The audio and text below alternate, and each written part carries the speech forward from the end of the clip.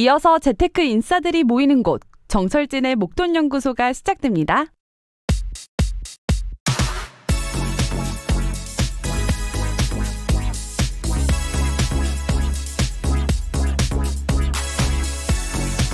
나뭇잎 하나로 가을이 온 것을 알아야 한다. 바로 주식 투자 고수가 갖춰야 할 덕목이라고 합니다. 언제 가을이 올지를 나뭇잎 하나에 이 색깔이 변하는 데서 바로 알아내는 것처럼 주식이 언제 오를지 또는 언제 내릴지를 아주 작은 힌트에서 누구보다 빨리 파악해야 한다는 뜻입니다. 가령 지난 1997년 아시아의 외환위기는 태국 중고차 시장에서 먼저 찾아왔습니다. 겉으론 경제가 아무 문제 없었는데 갑자기 중고차 거래가 3개월간 급락했다는 거죠. 그리고 약 5개월 후부터 주식 대폭락이 시작됐습니다. 물론 큰 그림도 잘 봐야 하지만요. 이처럼 아주 작은 나뭇잎 하나도 놓쳐선 안 되겠습니다. 그나저나 이 폭염에 시원한 가을바람이 너무나 기다려집니다. 마음 편한 토요일 저녁 7월 24일 목돈연구소 문을 열겠습니다. 오늘 첫 곡은요. 김광석의 바람이 불어오는 곳. 매일 이 시간 저녁 8시 5분부터 9시까지 러브 FM에서 목돈연구소 함께하고 계시고요. 저는 소장 정철진입니다. 오늘 첫 곡으로 들으신 곡, 고 김광석의 바람이 불어오는 곳이었습니다. 정말 바람이 아주 시원한 바람도 필요 없습니다. 바람이 정말 그리워지는 그런 폭염이 계속되고 있는데요. 9392번님, 이번 주는 정말 아이들 챙기랴 더위랑 싸우랴 어떻게 지나갔는지 모르게 정신이 없었네요. 저도 그런 것 같고요. 아마 우리 국민들 대부분이 이 더위와 싸우느라고 진짜 정신을 다 놓은 그런 한 주였던 것 같아요. 8810번님, 정 소장님 정도라면 돈을 쥐락펴락 하실 줄 알았는데 아닌가요? 크크크. 당연히 아니죠. 저도 한때는 쥐락펴락 한 줄 알았는데 헛된 꿈이었습니다. 헛된 꿈을 깨닫고 살아가니까 마음은 편하더라고요. 자, 문자 참여는요. 샵 1035 50원, 고릴라와 유튜브 댓글은 무료고요. 유튜브에서 목돈연구소 검색해서 구독, 좋아요 많이 눌러주시고 목돈연구소 인별그램도 있습니다. 골뱅이 SBS 빅머니니까 팔로우 해주셔서 함께 하죠. 잠시 후에는 주식 기초부터 차근차근 배워보는 시간이죠. 이 주식학 개론. 주식 입문하는 분들 꼭 필요한 코너입니다. 헤르메스탁 하청환 본부장 함께 하고요. 자, 그리고 지난번에 한번 했었던 파일럿 코너였었죠. 우리의 소중한 돈을 지키기 위해 금융사기를 막는 법, 대처하는 법 지켜보면서 우리가 살펴봅니다. 목돈 지킴 연구소. 로 저희가 정했습니다. 승재현 형사정책위원과 함께 이제는 매주 토요일에 함께합니다.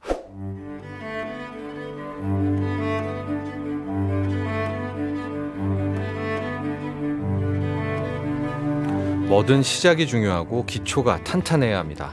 이 기초부터 단단하게 다져보는 주식 공부, 주식학 개론. 자, 오늘도 강의를 진행해 주실 헤르메스탁 하청환 본부장 스튜디오에 나와 계십니다. 안녕하십니까? 네, 안녕하십니까? 우리 하청환 본부장은 이런 폭염에도요. 네. 늘 양복을 네. 넥타이까지 매면서 어떤 금융인의 자세. 또 이럴 때 와이셔츠도 긴 팔이죠? 아, 당연히 긴팔입니다. 네, 당연히 긴 팔입니다. 네. 이 금융인은 반팔 와이셔츠는 허용하지를 않습니다. 네. 안 덥습니까? 아, 정말 덥습니다. 네. 근데 꼭 그런 패션을 고수하는 이유는 뭔가요? 아니, 일단은 이제 정장이 기본 베이스이니까 그렇죠. 이제 비즈니스 매너를 또 지키기 위해서 네. 열심히 또 차려입고 왔습니다. 그렇습니다. 워커홀릭에 가까우시죠? 제가 이제 쭉 봅니다. 유튜브도 보고 우리 정 네네네. 본부장의. 예. 그렇죠. 아닌가요? 지금 거의 워커홀릭처럼 하고 있고요. 다른 뭐 취미 같은 거가 있다면은요? 주식 말고 주식 말고 이제 간단하게 축구 뭐 이런 거 뭐 있잖아요. 운동이라든가 노래 좀 듣는 노래. 네, 노래 듣고 아. 부르는 거 좀 좋아하고요. 홈코너. 네, 홍코노도 종종 갑니다. 네. 또 그런 언제가 될지 모르겠습니다만 이제 곧 그렇죠. 사회적 거리두기가 풀릴 때 정말 미루고 네. 목돈연구소의 회식이 연내에는 가능해야 될 것 같은데요. 그때 하청환 본부장의 노래 실력도 들어보도록 하겠습니다. 감사합니다. 자, 오늘의 주제는 바로 이겁니다. 엘리어트 파동. 네. 그냥 안 한 사람은 몰라도 공부를 그렇죠. 한 번 한 사람은 한 번으로 끝나지 않는다는 그쵸, 그 절대. 어마어마한 공부의 주인공 네. 엘리어트 파동 이론이죠. 맞습니다. 네. 엘리어트 파동 이론은 정말 내용이 엄청나게 많습니다. 네. 그래서 이제 공부하시는 분들도 상당히 어려움을 많이 느끼실 텐데 이게 처음에 한번 싹 훑어서 지나가는 그런 느낌과 네. 이게 반복적으로 보면서 이제 정말 많은 또 법칙이 있잖아요. 그 안에요. 빠져든다. 뭐 그런 걸 많이 쓰잖아요. 네. 빠져들죠. 그렇죠. 그런 네. 각각의 법칙들 그리고 그거를 좀 이해를 하다 보면은 정말 이게 얘기가 엄청 길어지고 좀 네. 힘들어지는 공부거든요. 그렇지만 그래도 이제 좀 파동이라는 거는 우리가 앞으로의 좀 중장기 추세까지도 알아보는데 크게 도움이 좀 되기 때문에 네. 한번 오늘부터 좀 얘기를 나눠보도록 하겠습니다. 그렇습니다. 주식을 한다면 이 엘리어트 파동 이론을 몰라서는 안 됩니다. 네, 그렇죠. 적어도요. 네. 적어도 이게 뭔지는 이야기를 할 수 있어야 되는데 네. 엘리어트 파동 이론의 주인공 엘리어트 약간 비운이었다고요? 어떤 사람입니까? 일단은 이제 19세기 말에서 20세기 초에 좀 활동을 했었던 네. 분이고요. 원래는 이제 중남미 지역에 있던 회사에서 회계 담당으로 일을 하시다가 예. 이제 중역으로 계속 일을 하시다가 이제 좀 몸이 안 좋아지셔가지고 결과적으로 좀 은퇴를 했었고요. 네. 그 다음에 이제 중세 수학 이론들을 좀 했습니다. 그래서 이제 우리가 이 엘리어트 파동 이론에서 이제 이런 피보나치 수열이나 이런 황금 비율에 대한 얘기들이 반드시 나오게 되거든요. 그래서 네. 그런 것들을 조금 이제 같이 덧붙여가지고 이런 좀 법칙들이 만들어지게 됐고요. 그래서 1948년에 사망을 했네요. 그렇죠, 예. 맞습니다. 1871년에 또 이제 태어나셔가지고 네. 1948년에 좀 돌아가셨습니다. 실질적으로 이제 이 사람이 막 파동을 정립하고 이런 것은 아니라 그 제자 비슷한 친구가 이걸 이제 하게 되는. 그러니까 본인의 이름은 땄지만은 본인의 그렇죠. 어떤 그런 영광이나 그런 걸 못 누리고 맞습니다. 세상을 떠난 그런 인물인데, 자, 엘리어트가 이 파동을 접근한 것은 세상에 다 법칙이 있는데, 네, 그렇죠. 이 맞습니다. 주식 시장이라고는 법칙이 없었소냐 이제 이러면서 시장의 법칙을 정말 누구나 뛰어들고 싶은 이제 거기로부터 시작이 되죠. 그렇죠. 이제 모든 이제 파동 이론 자체가 이제 모든 세계에는 법칙이 있고 질서가 있다. 법칙이 그래서, 있다. 법칙이 있기 때문에 이제 주식 시장에서도 그게 무조건 있다라는 얘기를 했습니다. 그래서 네. 이제 법칙이 없게 된다라면은 뭐 이제 혼돈이죠. 그렇죠. 혼돈의 네. 시대이기 때문에 이게 말이 안 된다라는 그런 관점, 네. 말이 안 된다라는 그런 관점으로 이제 시장 자체가 존재할 수 없게 된다라는 거죠. 왜냐하면 우리가 지금 사실 매수하고 매도하고 하는 이런 모든 것들이 어떻게 보면 질서가 있는 거고 하나의 법칙이 있는 거다 보니까 그렇죠. 그런 것 자체가 이제 성립하기 어렵다라는 거에서부터 좀 시작을 합니다. 그래서 특히나 이제 이러한 법칙이나 이러한 이제 질서 같은 경우는 사람이 만드는 거다 보니까 자연스럽게 이제 사람들의 이런 좀 심리라든지 이런 것들이 많이 반영이 될 수밖에 없죠. 우리 인간의 기질. 그렇죠. 예. 예, 기질이라고도 표현을 하죠. 예, 그래서 사실 이제 주식을 할 때도 여러 가지 기법들이 있지만 결국에는 우리가 이제 심리적으로 이런 여러 가지 기법들이 나올 수가 있는 것도 네. 각각의 상황에 따라서 사람마다 다 똑같이 판단하는 게 다르거든요. 예를 들어서 이렇게 폭염이 지금 유지가 되고 있는데 폭염을 보고 이제서야 폭염 관련된 종목들을 보시는 분들이 있을 거고 네. 아니면 이제 폭염이 올 거다라는 얘기를 딱 듣자마자 바로 접근하시는 분들도 있을 거고 네. 그러니까 그런 거에 따라서도 사실 이제 매매 방법이 바뀌듯이 같은 상황을 직면을 하더라도 사람마다 다 판단하는 게 달라지거든요. 예. 그래서 그러한 것들이 이제 좀 이 연결이 되어 있다라고 보시면 될 것 같습니다. 그래서 이제 파동 같은 경우는 이제 완결된 5개의 파동으로 좀 유지가 되는데 네. 이제 3개의 파동은 이제 전체의 진행 방향, 그러니까 위로 가는 방향이었으면은 이제 그 방향대로 가는 거라고 표현을 하면 될 것 같고요. 또 예. 2개의 파동은 이제 역방향으로 진행이 됩니다. 그래서 정방향으로 가는 거를 이제 충격 파동이라고 하고요. 그 다음에 이제 역방향으로 가는 거를 이제 교정 파동이라고 합니다. 네. 그래서 이제 이런 파동을 통해 가지고 이제 상승하게 되고요. 그래서 엘리어트 파동 같은 경우는 총 이제 5개의 1파, 2파, 3파, 4파, 5파라고 해서 네. 이 5개의 상승과 하락, 상승이 3번이고 하락이 2번이죠. 그래서 네. 이제 5번 상승하고 그다음에 이제 하락할 때 A파, B파, C파 해서 총 8가지의 파동으로 좀 구성이 되어 있다라고 보시면 될 것 같습니다. 그게 그래서 이제 한 사이클이 끝난다는 것이고요. 그렇죠. 이게 보이는 라디오 이걸 좀 보셔야 되는데 이제 네. 상승할 때 그렇죠. 1이 올라가요. 그렇죠? 네. 2가 내려가고, 내려가고 네. 다시 3이 올라가고 그렇죠. 4가 내려가고 5. 다시 올라갑니다. 네. 그래서 이제 상승의 끝을 찍고요. 네. 내려올 때가 A. 그렇죠. A, 그렇습니다. A에서 좀 올라가는 게 B. B, 네. 그다음에 마지막 C. 네. 이렇게 해서 하나의 파동이 끝나고 네. 이게 소위 말하는 큰 틀에서의 또 1파가 될 수도 있고요. 맞습니다. 큰 틀에서 네. 2파가 될 수 이제 계속 뭐라 그러죠? 우리가 그 러시아 인형인가요? 까면 그 속에 도 있고 까면 그 속에 네네. 계속 있게 되는 이제 그렇죠, 이런 그렇죠. 식으로 빠져들게 되는 참 그런 프랙탈 구조 속에 이제 빠져들게 됩니다. 보통. 네, 맞습니다. 그래서 이 파동을 할 때 이제 말씀 정말 잘해 주셨는데 이게 이제 중간중간에 파동들이 바뀌었는지 안 바뀌었는지를 우리가 네. 정확하게 파악을 하기 위해서는 이제 5개의 상승 파동 그리고 이제 역방향 파동 이거에 대해서 좀 잘 이해를 해야 됩니다. 그래서 네. 만약에 내가 이제 A파, B파, C파, 그러니까 B파에서 올라왔는데 C파가 만약에 그 절대 법칙이라는 게 있잖아요. 네. 그런 것들 만약에 깨게 된다라고 했을 때, 음. 그러면은 이 법칙이 깨지게 되면은 이게 그 이제 하락 추세가 유지가 되고 있다라는 거죠. 새로운 네. 1파가 발생이 되는 게 아니라 음. 그래서 이런 중간중간의 파동들을 잘 세봐야 되고 그러기 위해서는 이제 상승할 때 그런 이 충격 파동이 유지가 되는지 그리고 하락 파동일 때는 하락 파동이 또 유지가 되는지 그런 것들을 좀 세세하게 좀 파악을 해야 되거든요. 네. 그래서 근데 이제 이게 하다 보면은 네. 헷갈리죠. 엄청 가령 헷갈립니다. 상승에서 우리가 5파를 그렸는데 네. 그 5파 중에 2파는 하락이지 않습니까? 그렇죠. 근데 그때 하락은 향후 나올 3파가 있으니까 그렇죠. 그걸 미리 안다면 막 매집을 한다든가 하게 될 텐데 그렇죠. 그게 그 상승 쪽에서의 2팔지 아니면 하락에서의 나오는 그 이제 A팔지. 그쵸. 네.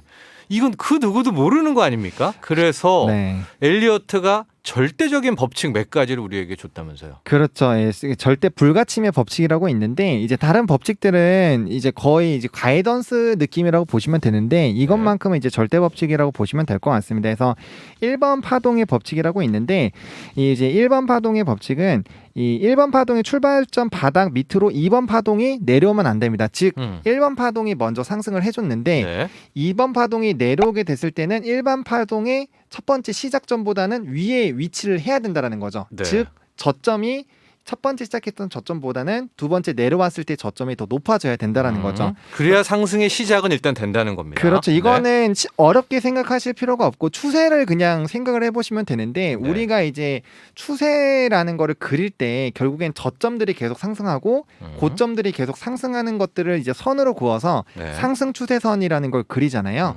그거랑 똑같다고 보시면 될 것 같습니다. 그러니까 즉 파동은 결국에 이제 상승하는 파동으로 간다라는 거는 이 상승하는 흐름들이 나와야 되는데 그러려면 저점 자체가 깨진다라고 한다면은 네. 이 상승하는 거라고 볼 수가 없다라는 거죠. 그렇기 때문에 반드시 1번의 출발점 바닥 밑으로 2번의 하락폭이 절대로 내려와서는 안 됩니다. 네. 그럼 다시 원점입니다. 그렇죠. 다시 또 세야 돼요. 다시 그렇죠. 파동 봐야 돼요. 그렇죠. 다시 네. 처음부터 네. 봐야 되고 그 이전에 만약에 예를 들어서 이제 C파에서 이제 1파로 바뀌는 그런 라인이라고 생각을 했는데 네. 만약에 이제 2파가 우리가 생각했다는 2파가 1파를 깬다라고 하면은 아직까지는 C파의 상황이라는 거죠. 그렇습니다. 네, 그렇게 이해를 하시면 될 것 같습니다. 그래서 이제 파동 자체는 계속적으로 이어지기 때문에 또 어떤 게 있습니까? 네, 그리고 또? 네. 두 번째는 3번 파동의 법칙이라고 있습니다. 이거 절대로 안 깨진다는 거예요. 그렇죠. 엘리어트가 네. 말한. 3번 파동은 절대로 제일 짧아서는 안 됩니다. 그리고 네. 일반적으로는 가장 길다라고 보시면 됩니다. 3번 예. 파동이 가장 길어야 되고요. 예.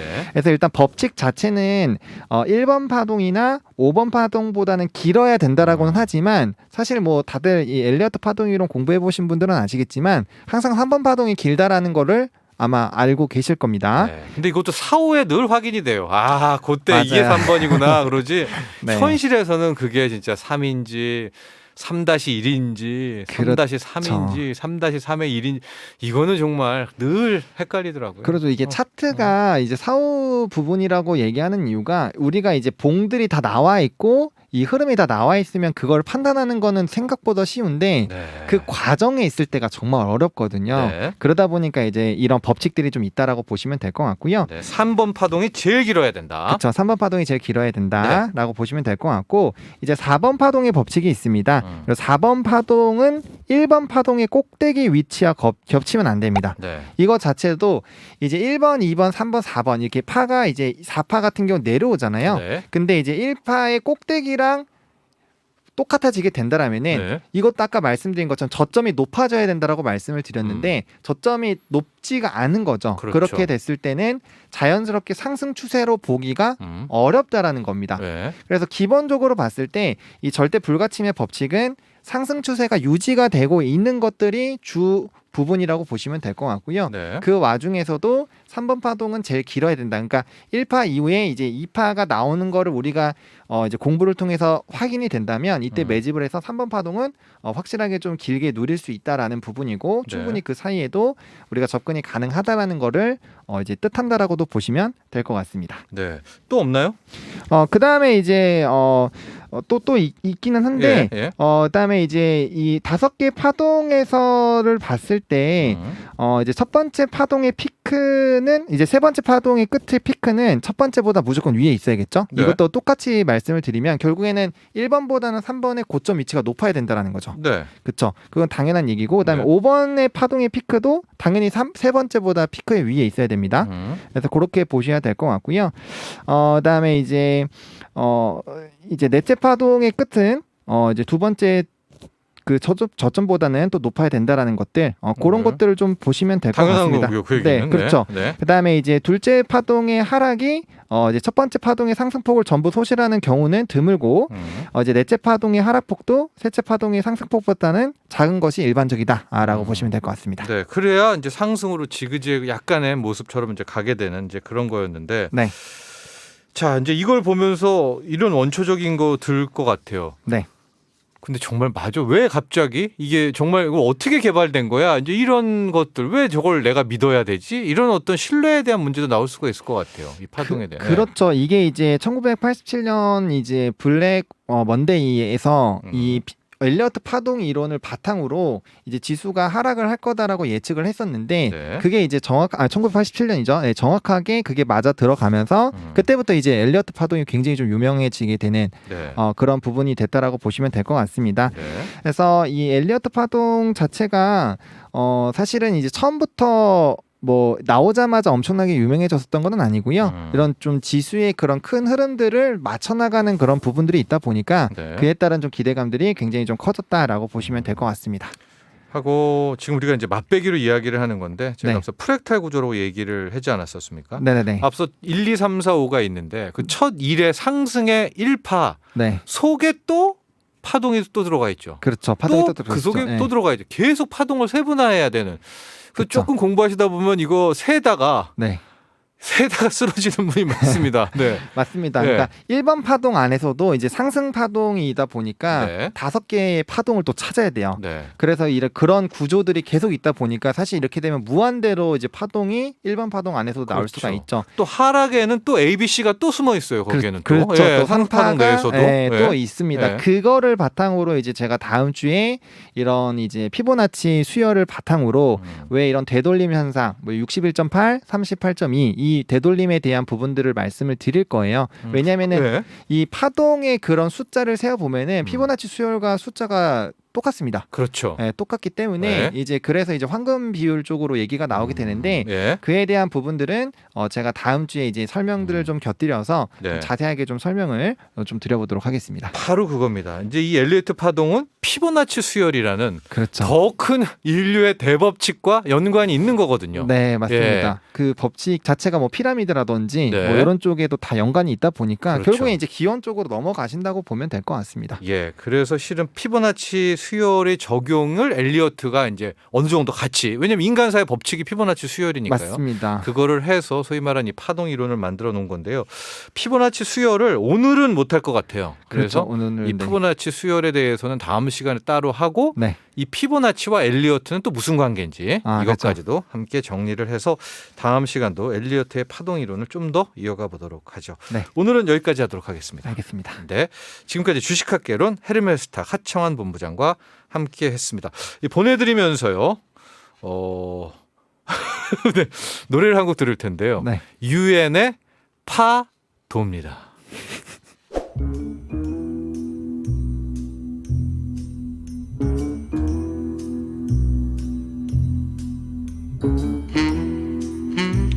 이 돈이란 게요.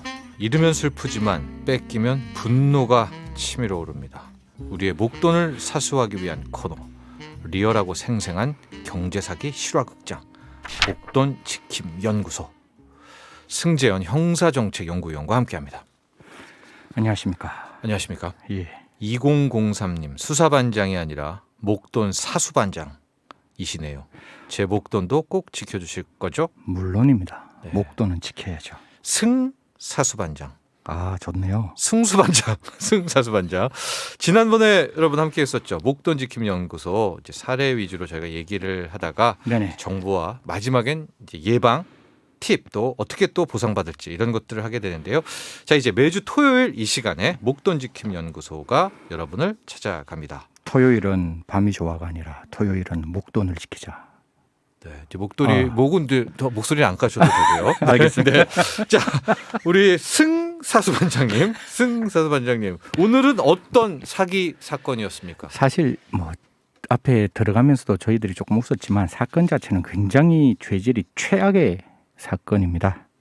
네. 20대 취준생을 극단적 선택으로 몰고 간 그 악명 높은 검사 김민수에 예. 대해서 진짜 머리부터 발끝까지 한번 낱낱이 밝혀보도록 하겠습니다. 네, 이 검사 김민수 사건. 네네. 저는 이제 보도를 통해서 이 사건을 보고 있고요. 보이스피싱의 그 검사 김민수죠. 네네 네. 맞습니다. 사실 뭐 오늘 제가 여기 오기 전에 그 첨수 1과장을 했던 후배가 하나 있어요. 예. 그래서 그 첨수라 하면 첨단 범죄 첨단 수사 팀으로 이제 김민수는 이야기하고 있는데 대한민국의 지금은 이제 검찰이 조직이 좀 바뀌었는데 과거에는 예. 첨단 범죄 수사부라고 해서 첨수 1부, 첨수 2부가 있었는데 예. 그 검사 목소리를 조금 갖고 오려고 하다가 오늘 못 갖고 왔는데 다음에 한번 제대로 네. 된 검사 목소리를 들려드리겠는데 네. 이 첨단 수사팀 김민수 검사 사칭범입니다. 네. 이렇게 얘기를 하죠. 여기는 첨단 서울중앙지방검찰청 첨단 수사팀의 팀장을 맡고 있는 김민수 검사라고 합니다. 네. 라고 우리 목돈 연구소에 있는 박철진 박사님, 박철준은 누구입니까? 죄송합니다. 정철진 네. 박사님, 네. 그 목소리를 들었다면 얼마만큼 당황하시겠어요? 저는 뭐 잘 당황은 안 합니다. 아, 그러시구나. 네. 제가 순간 한번 네. 전화를 한번 해보도록 전화를 꼭 할게요. 해주죠. 근데 이 검사 수법이 네네. 꽤 됐거든요. 그렇죠. 4, 5년이 됐는데 이게 이제 요즘도 있군요. 사실 이게 안 당해보면 네. 아이, 내가 이런 거에 내가 왜 당해라고 하는데 옛날과는 완전히 다른 형태의 목소리가 나옵니다. 저만 하더라도 사실 경상도 사투리가 있어서 네. 정인, 증인 이게 구별이 안 되거든요. 예. 그런데 지금 이게 나오는 김민수 완벽한 서울 말투에 진짜 제대로 된 중저음의 목소리입니다. 이 전화가 바로 전북 순창에 살고 있던 네. 우리 한 취준생 김모 씨에게 걸려온 거군요. 네네 맞습니다. 네. 이렇게 이야기를 합니다. 지난 1월인데 검사 사칭범은 김 그 취준생에게 자기 김 취준생의 계좌가 금융 사기에 연루되어 있다며 전화를 끊으면 네. 구속이 된다라고 겁박을 하기 시작했죠. 근데 이제 이게 보이스피싱이 홍보도 진짜 많이 됐잖아요. 네네. 다큐멘터리도 나오고 네네. 정말 많은 TV 방송에서도 하고 있어서 이게 또 전화를 안 끊으면 구속된다 이런 걸 들으면 오히려 순간 패닉에 빠지는 그럴까요? 거죠. 그러니까요. 오히려 더 가짜 아닌가 이런 생각이 안 들었을까? 그 뒤에 있는 말이 정말 이제 그 스스럼 없이 말이 나오게 되는데 네. 첫 번째 전화가 꺼지면 바로 수배가 된다. 체포 영장이 나가면 2년 이하의 징역에 처할 수 있다. 그러면서 본인 현재 배터리가 잔량이 몇 %예요라고 물어봅니다. 네. 그럼 충전이 이제 조금 작으면 충전을 하시면서 조사를 받으세요. 그러니까 순간적으로 이렇게 폭풍 몰아치듯이 몰아치는 거죠. 이게 몰아치기가 나오는 그렇죠. 거구나. 예, 네. 지금은 이제 저희가 이제 우리 여유 있게 보지만 예. 네. 투둑툭 나가면 네. 아니 지금 전화 꺼내시면 바로 수배됩니다. 체포영장 나가면 2년 이하의 징역에 처벌받을 수 있는데 지금 몇 프로 남았어요. 빨리빨리 충전하시면서 이 전화 받으세요. 네. 라고 이제 하면 취준생이니까지 사회 경험이 많이 없잖아요. 그런 상태에서 이제 그 다음 단계가 더 중요합니다. 다음이 뭡니까? 상단에 보시면 이제 뭐 컴퓨터 같은 걸 들어가라 네. 그래요. 네. 컴퓨터 상단에 보시면 인터넷 주소창 HTTP 대시 있는데 네. 어떻게 이야기를 하는가 하면 제가 불러드리는 IP 주소 뭐 이런 거 있잖아요. 뭐 218점, 네네네네. 뭐 187점 이렇게 하면 거기에 딱 그걸 치라고 합니다. 그럼 네. 치면 이게 흔히 말해서 검찰청 홈페이지로 딱 연결이 되는 거죠. 네. 그리고 이제 거기에 들어가면 첫 번째 공문이 탁 뜨는데 그 공문이 사건 공문이라고 이야기하는 거예요. 네. 네. 그럼 지금까지 좀 의심스러웠지만 딱 홈페이지 딱 들어갔는데 대검찰청 홈페이지고 네. 그 홈페이지에 사건이 딱 떴는데 네. 그 사건이 지금 이야기하고 있는 그 공문으로 된 음. 것이라면 사실 순간적으로 전화 끊기가 되게 당황스러울 수 있는 네. 상황인 거죠. 하고 그 공문에 이제 자기 이름도 있었겠고 그렇죠. 김민수라는 예. 이름이 있었는 예, 거겠죠. 예. 예. 자기 검사가 뭐 이런 것도 있으면서 확인이 됐고 네네. 결국에는 이제 보이스피싱이라는 게 돈을 뭐 어디에다 입금한다거나 이제 갖고 오게 되는 이제 그 다음 과정도 계속 이야기를 해주셔야 될 것 그렇죠. 같은데요. 이게 사실 이게 범죄가 옛날에는 언택이었잖아요. 그러니까 네. 계좌로 이체를 하라고 하는데 이게 계좌 이체에서 다시 대면 접촉으로 바뀝니다. 맞으면 어르신들 뭐 예. 냉장고에 넣어라 이래가지고 예, 그렇게 하고 네. 그다음 직접 만나서 나에게 가지고 오라 네. 이렇게 이야기하는 게 나중에 우리가 끝에 말씀드리겠지만 이게 보이스피싱이 되면 이 범죄 수익이 사실 몰수되는데 네네. 대면 접촉을 하면 사실 이런 데에서 빠져나갈 수가 있는 거예요. 네네. 그래서 어떻게 이야기를 하고 있는가 하면 네. 이제 인터넷 계좌의 통합 관리 시스템에 접속을 해라 이렇게 합니다. 그러면 통장에 쫙 있는 그런 사이트가 있잖아요. 네. 그럼 도대체 김씨한테 그 취준생한테 음. 금융 계좌에 몇 군데의 계좌가 오픈되어 있습니까?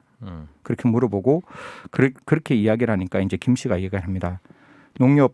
농협에 있는 입출금 통장에 뭐 얼마가 들어가 있고 네. 부모님이 제 명의로 만든 조합 계좌에 얼마가 들어가 있습니다. 이거는 실은 그 취준생 우리 김모 씨의 본인 돈 맞잖아요. 그렇죠, 그렇죠. 네. 그 안에 이제 그게 들어가 있다는 걸 딱 아는 순간 이제 코가 딱 꿰이는 거죠. 네. 그러니까 돈이 뭐 얼마가 들어가 있고 또 얼마가 들어가 있다 이렇게 얘기하니까 이제 앞에는 흔히 말해서 검찰청에 가면 사무관이 있고 네. 그러니까 수사관이 있고 뒤에 검사가 있잖아요. 네네. 여기서 이제 김민수 검사라는 사람이 다시 나오게 됩니다.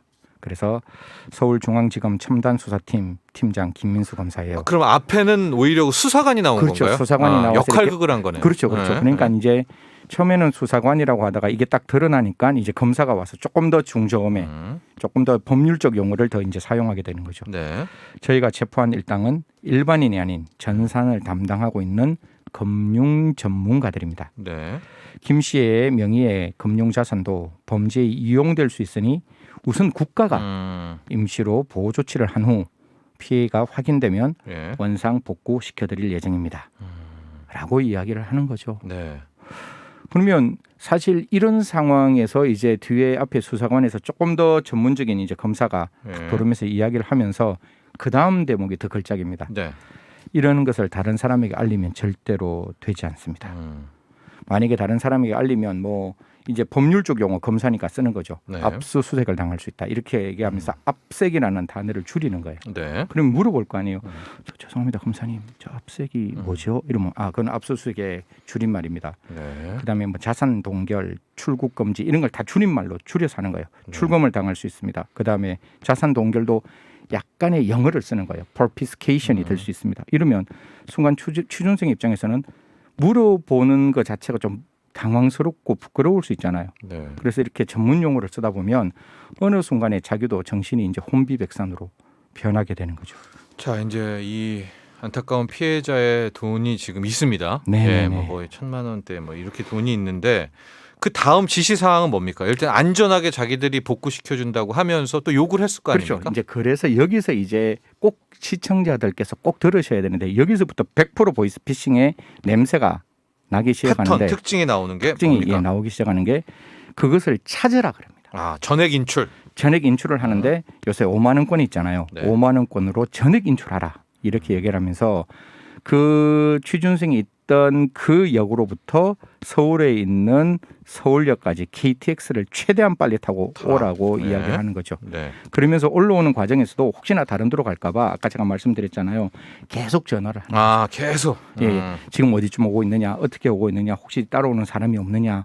이게 분명히 조직들이기 때문에 당신들에게 당신 목숨이 위태로울 수도 있다. 이런 어떤 여러 가지 이야기를 하면서 네. 이제 결국 서울역에 도착한 우리 피해자 김 씨, 결국 그 돈을 들고 그 피해자를 그 가해자 조직 그 보이스피싱 조직을 만나게 됩니다. 그러니까 대면으로 만나요? 그렇죠. 대면으로 대면으로 만나는 만나요? 거죠. 네. 만나서 이 피해 금액은 이제 사실 그 꽤나 많은 돈이었는데 그게 5만 원짜리 전액 현금으로 봉투에 들어서 봉투에 담아서 그 보이스피싱 전달책에게 전달되게 되는 거죠.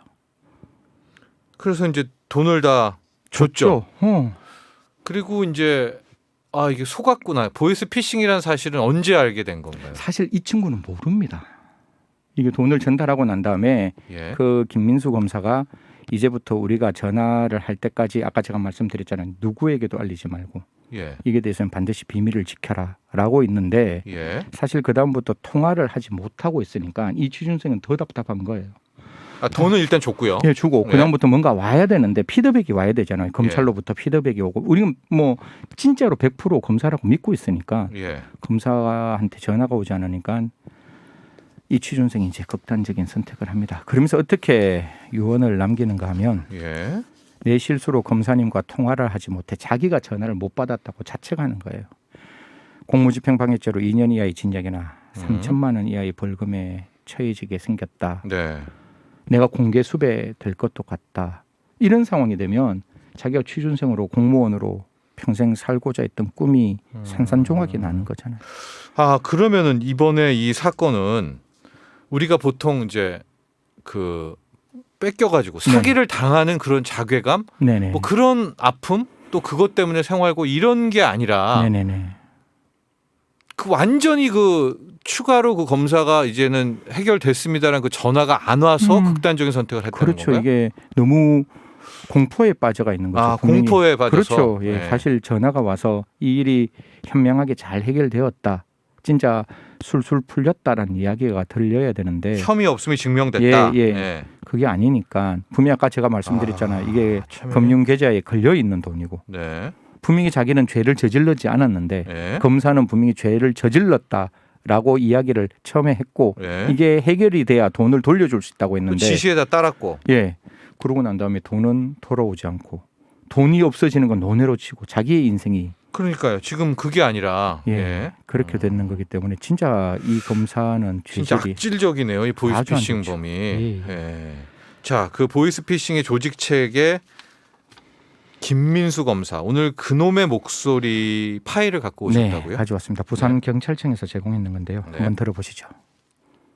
여기는 서울중앙지방검찰청 첨단범죄수사팀의 팀장을 맡고 있는 김민수 검사라고 합니다. 제가 그 담당 검사의 육성으로 사건에 대한 간단한 개요를 설명드리게 돼 있기 때문에 잠깐 다시 한번 설명을 드리면 저희 수사 1팀이 최민경을 주범으로 한 금융범죄 사기단 최민경의 28명을 현장에서 현행범으로 체포를 했어요.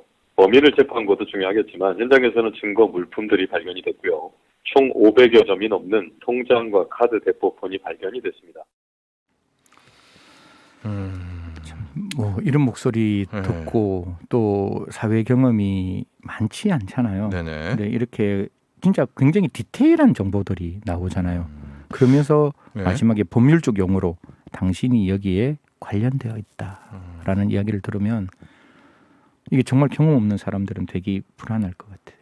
그러니까 저도 지금 되게 마음이 안 좋은데 이 지금 사건은 해결이 안 됐죠. 아직. 아니 전체적으로는 해결이 됐는데 이게 네. 국민들한테 공분을 왜 샀는가 하면 네. 이 부모가 진짜 가슴이 미어졌을 거잖아요. 예. 진짜 이 나쁜 놈 때문에 네. 사실 나의 아이가 덧없이 황망하게 그렇죠. 이성에서 저성으로 갔으니까 예. 청와대에 게시판에 올립니다. 예. 네 아들 죽인 얼굴 없는 검사 김민수 잡을 수 있을까요? 네. 라고 이야기를 하고 이 청와대 게시판에 글이 올라오고 난 다음에 대한민국 국가공권력은 절대적인 노력을 해서 이들의 잡았습니까? 일망타진을 합니다. 네. 이 조직이 저지른 범죄 피해액은 예. 100억이 넘는데요. 네. 사실 2015년 8월부터 5년간 중국의 여러 도시를 돌아다니면서 중국 안에 콜센터와 사무실을 차려놓고 네. 검찰과 금융기관 등을 사칭해 사건에 연루된 것처럼 속이거나 저금리 대환 대출을 제시하는 수법으로 약 300여 명으로부터 돈을 가로채는데 네. 진짜 이거 조직이에요. 네네. 콜센터를 하는 사람, 팀장, 전화 상담하는 사람, 차명 통장 모집책, 해외 송금책 등 역할을 분담하고 그 범죄 수익에 따라 이 사람들이 각자의 행동을 했는 거죠. 네. 범죄 연루된 숫자는 얼마나 됩니까? 이 조직이요? 이게 전체가 93명을 붙잡았고 네. 이 중 26명을 구속했는데요. 예. 이 중에 우리가 지금 목소리를 들었던 서울 첨단 수사팀 김민수 검사입니다. 그 나는 목소리의 주인공도 있나요? 또 잡았습니다. 그런데 이게 사실 거의 뭐 정보기관의 컴파트먼트 조직들의 어떤 그 칸막이 그렇죠. 문화를 네. 만들어서 네. 누가 누군지 아무도 모르는 거예요. 예. 뭐 돈을 수집하는 사람은 누군지도 모르고 그다음에 전화를 하는 사람도 누군지도 모르는 상황에서 이제 콜센터 직원들을 낱낱이 하나하나 그 사람의 명단을 찾아가는데요. 네. 경찰이 어떻게 하는가 하면 일단 A 씨의 그 나이와 그 외모를 조금 특정을 합니다. 특정을 해서 중국하고 한국에서 비행기를 왔다 갔다 하는 그 모든 명단을 다 찾아보는 거예요. 그래서 요번에 A 씨의 1만 명, 예, 네. 1만 명이 넘는 명단을 추려서 A 씨를 잡았습니다. 네. 자, 우리가 또 주의해야 될 게요. 옛날입니까? 과거에는 어르신들이 보이스피싱 많이 당한다. 네네. 요즘은 20대가 타깃이 된다. 그렇죠. 왜 그렇죠? 얼리 어답터가 많이 이렇게 되고 있는데 예. 이게 어떤 느낌인가 하면 그 어르신들은 뭔가 약간 행동에 조금 느림이 있잖아요. 그리고 굉장히 이렇게 좀 신중하신데 네. 20대 분들은 순간적으로 당황하면 그게 대해서 굉장히 빨리 행동 반경을 보이시는 입장이라서 네. 사회 경험이 없는 그런 어떤 취준생들을 급박하게 밀어붙여서 네. 이제 사기에 끌어들이는 그런 행동을 보였습니다. 네. 그래서 요즘은 이제 20대가 많이 들어간 것이 또 오히려 막 익숙하니까 그렇죠. 뭐 다운 받으세요, 뭐 그렇죠. 보세요 이렇게 다 하게 되니까 되니까. 예, 신종 예. 범죄에 더 노출돼 있다는 거 우리 예, 20대 예, 청취자 맞습니다. 여러분들 꼭 기억하시고요. 예방을 어떻게 할까요? 이게 가장 중요한데요. 네. 물론 가장 중요한 거는 뭐 검찰청에서 전화 오면 듣기는 들어야 되는데 1차로 네. 무조건 끊는다. 네. 어차피 답답하면 검사가 다시 무조건 끊어라 예, 검사. 검사가 네. 오면 다시 전화한다. 아니면 네. 편지 보낸다. 네. 두 번째는 무조건 돈을 요구하면 대놓고 무시해야 됩니다. 네. 그다음에 세 번째는 뭐 저금리 대환 대출을 한다, 금전 요구를 한다. 이건 무조건 없으니까 무조건 네. 거절하고 네. 가장 중요한 겁니다. 요새 지금 가장 중요한 게 그 재난지원금 같은 거 주잖아요. 예. 모르는 URL 누르시면 절대로 되지 않습니다. 이겁니다. 이거는 진짜 앞으로도 이거 요번에 반드시 지키셔야 되고 그다음 URL 누르면 안 됩니다. 그렇죠. URL이 뭐냐고 주소 나온 거. 그렇죠. 그 누르면 안에 안 그 됩니다. 문자 같은 거 보면 다른 주소 나오는 것 절대로 네. 누르시면 안 된다는 예. 말씀드리고 사용하지 않는 그 금융회사 결제 알림도 절대로 누르지 마십시오. 저도 한번 누를 뻔했는데요. 네. 제가 사용하지 않는 A 신용카드사에서 돈이 결제되었다. 이거 뭐지? 이라고 순간 누르는 순간 이 휴대폰이 그냥 다른 사람에게 뺏길 수 있어요. 네. 그래서 그런 것들 반드시 조심하셔야 된다라는 말씀드리겠습니다. 예. 하고 뭐 이체한 경우에는 뭐 지급정지 그렇죠. 신청한다거나 스팸 차단 애플리케이션 뭐 이런 설치도 도움이 되지만 네네.